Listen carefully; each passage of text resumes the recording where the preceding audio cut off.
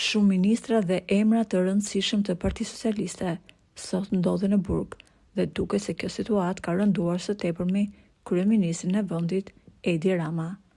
Në këto raste, mbrojtja më e mirë është sulmi dhe me këtë taktik kryeministri në çdo dalje televizive nuk lën rast pa thënë se gjyqtarët marrin vendime jo të drejta në shumë raste dhe më pas me ironi shton se duan dhe rritja rroge këta. Por me të njëjtin reagim nisi edhe velia me prokurorët dhe gjyqtarët dhe përfundoi pas hekurave me plot 18 akuza. Duket se kjo qasje e Ramës përkundrejt sistemit të drejtësisë shumë shpejt do ta trondisë edhe atë nga themelet. Madje mund të themi se situata sapo ka filluar të agravohet dhe të tensionohet. Për të injoruar hetuesit e Byros Kombëtare të Hetimit, Rama tha se ato nuk e njohin ligjin dhe nuk janë profesionist, sepse erdhën si të fortë në kryeministri me patllake me vete. Garda i tha, dorëzoheni, por ato u përplasën me gardën dhe nuk donin të hiqnin patllake nga brezi. Ore, po çai duket vetja këtyre trimoshave?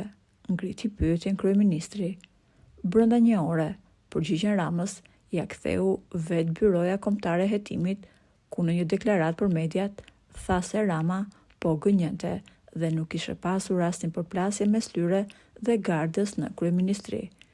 Kur punojësit e gardës i kishin thënë se nuk lejohej të hynin të armatosur, ato thjesht kishin pyetur se ku t'i vëm dhe në një moment i ishte treguar vendi ku mund t'i siguronin dhe t'i mbyllin me çelës. Ato ishin siguruar që vendi vëzhgoi me kamera dhe kishin bërë ashtu sikur se kishte urdhëruar punojësi i gardës.